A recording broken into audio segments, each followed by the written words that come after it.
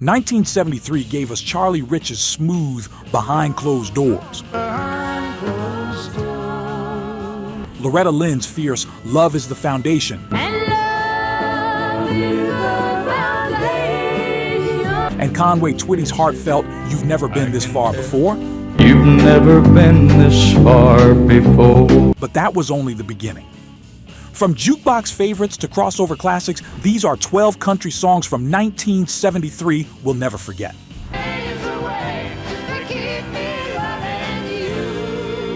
Number 12, They Don't Make 'Em Like My Daddy by Loretta Lynn. We start with a song that speaks to working class roots.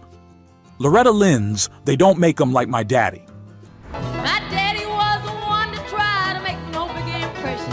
Released in 1974, the song climbed into the top 5 on the Billboard Country chart under MCA Records. It was a tribute to the everyday man, a theme Loretta carried throughout her career.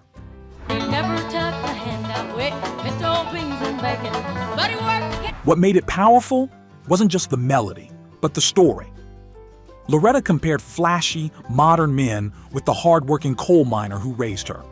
It was a reminder of values slipping away in a fast-changing America.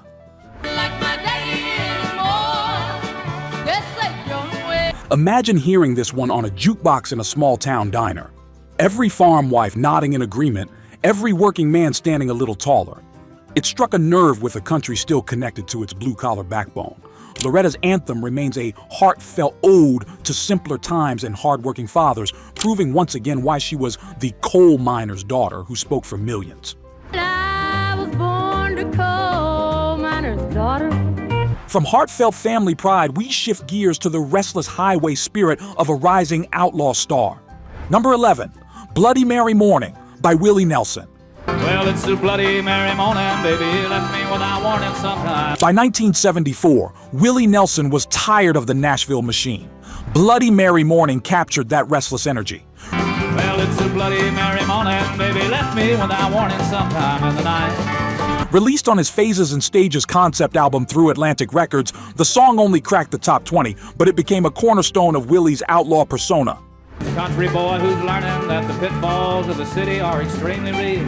Written about a rough night, a lost love, and a hazy morning flight, it was gritty, raw, and relatable.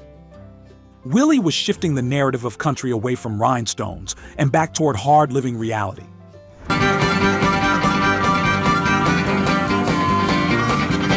Picture a smoky bar, the clink of glasses, and a tired traveler pushing a jukebox button for this one.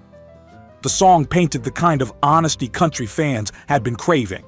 Mary morning, baby, left me without warning sometime in the night. Though it wasn't his biggest hit, Bloody Mary Morning marked Willie's transition into legendary outlaw status, paving the way for his explosive late 70s success.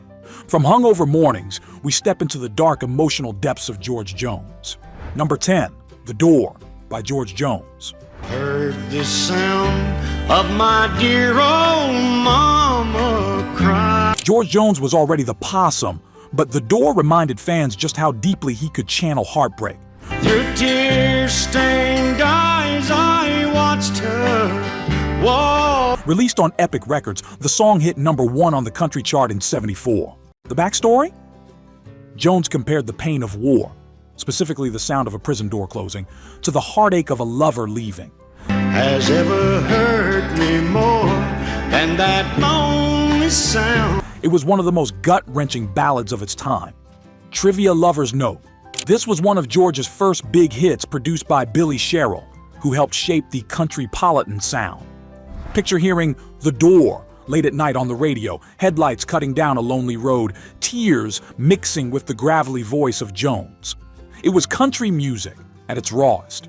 And of earthquakes, storms, guns and wars. Today it remains one of his overlooked masterpieces, proof that nobody told a sad story like George Jones.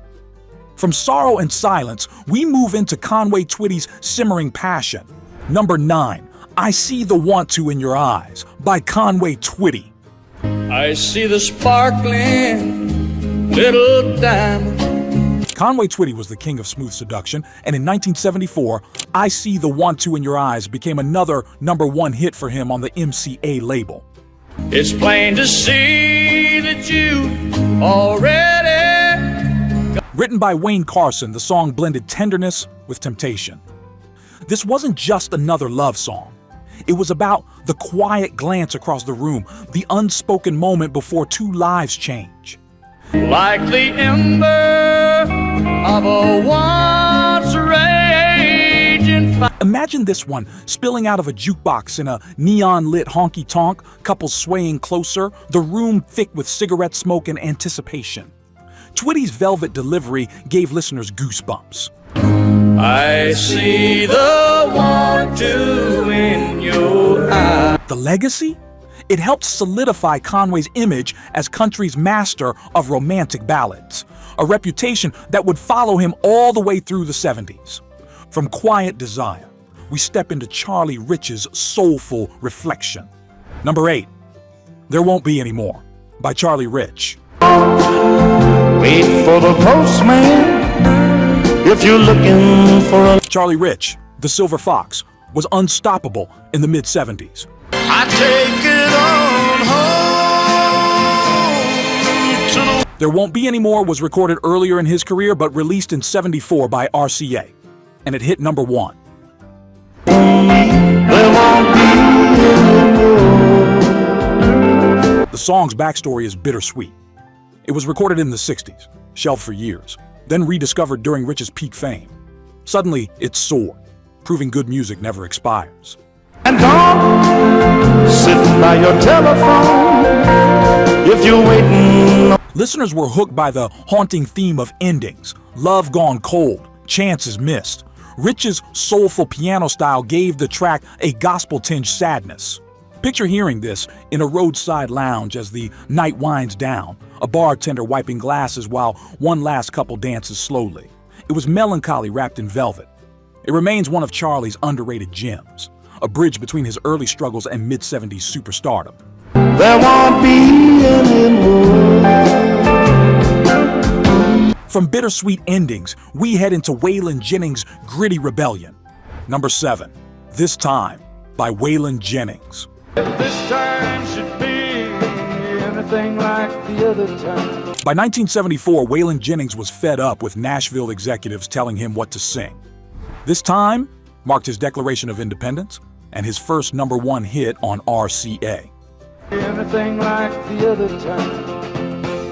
This time will be the last. Waylon wrote the song himself, a rare move back then. It was raw, stripped down, and honest, signaling the rise of the outlaw movement. This time will be the last time. Imagine this blasting from a jukebox in a Texas roadhouse, boots stomping, beer spilling, and a sense of pride in hearing one of their own breaking through. The trivia? Waylon fought hard for creative control over his music, and this time proved he was right. This time will be the last time. It opened the door for his outlaw brothers Willie and Chris Christopherson to follow suit.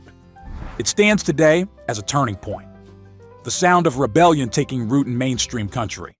From rebellion, we turn to the sweet promise of a newcomer named Ronnie Milsap. Number 6, Pure Love, by Ronnie Milsap. Now here's Ronnie Milsap. Your love, baby. Ronnie Milsap's breakout came in 1974 with Pure Love. Written by Eddie Rabbitt, the song became Ronnie's first #1 hit on RCA. Pure love, baby, it's pure love. The backstory is inspiring. Milsap, a blind pianist with a soulful voice, had been grinding for years in clubs before finally breaking through. Pure Love was the song that announced him as country's new powerhouse. Pure love, you're the picture of pure love. Picture young couples driving down back roads with this one on the radio. Windows down, summer air mixing with the sound of a brand new voice. It was fresh, hopeful, and infectious. Then I get breakfast in bed, and you know you make me so happy. Ronnie went on to become one of the most successful country pop crossovers of the next 2 decades. But it all started here. If these classics are stirring up memories, take a second to hit that like button and subscribe.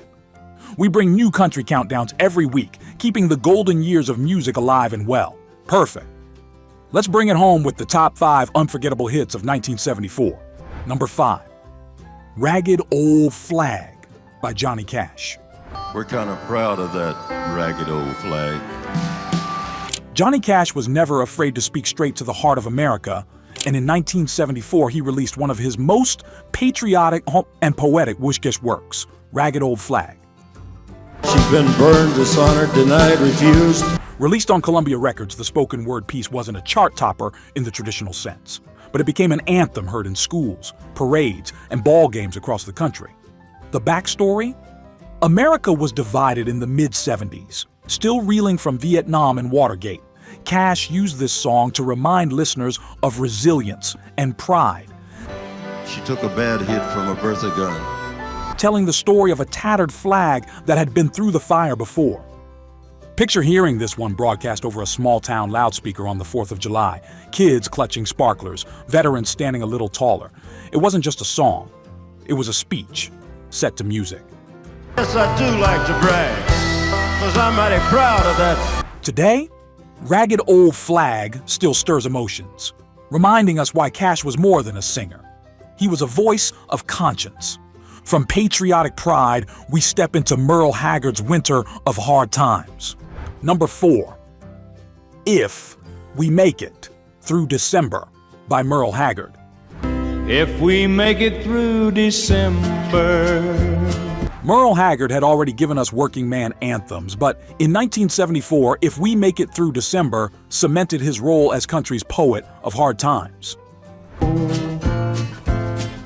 If we make it through December. Released on Capitol Records, the song hit number 1 on the country chart and even crossed into the pop top 30. The story is stark. A father out of work, struggling to provide for his family during Christmas. It wasn't just a holiday tune, it was a raw portrait of recession-era America. If we make it through December, we'll be fine. Trivia lovers note, the song was so popular, it inspired an entire concept album by the same name. Imagine listening to this one on a snowy night, headlights cutting through the cold and feeling every word in your bones. For many listeners, this wasn't fiction. It was their story. The legacy? I shiver when I see the falling snow. Decades later, it's still considered one of the most powerful blue-collar ballads in country history. From Haggard's grit, we move to a softer, surprising voice that took country by storm. Number 3, If You Love Me, Let Me Know by Olivia Newton-John. I grew to love you more each passing day. Though better known for pop and later film fame, Olivia Newton-John made her mark on country in 1974 with If You Love Me, Let Me Know. I prayed you'd love enough of me to stay. Released under MCA Records, the single shot to number 2 on the country chart and won her the Country Music Association's Female Vocalist of the Year award. The song's gentle blend of pop polish and country charm caused controversy among traditionalists, but it also opened the doors for crossover success. A smile that says hello, it's good to see you. Picture this tune spinning on a bright kitchen radio on a Saturday morning, its melody carrying through open windows while families shared coffee and conversation. If you love me, let me know. It was easy listening, yet deeply heartfelt. Its legacy? Olivia's success helped pave the way for other cross-genre stars, showing that country could welcome different voices and sounds.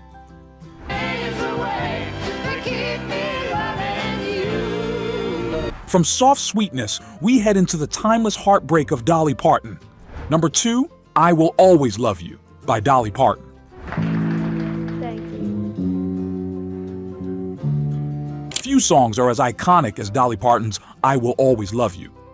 We'll always love you. Written as a farewell to her mentor and duet partner Porter Wagoner, the song was released on RCA in 1974 and quickly soared to number 1.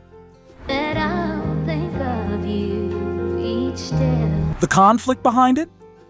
Dolly wanted to branch out as a solo artist, but her departure from Wagner's show was bittersweet. She poured all that emotion into this ballad, creating one of the most tender goodbye songs ever written.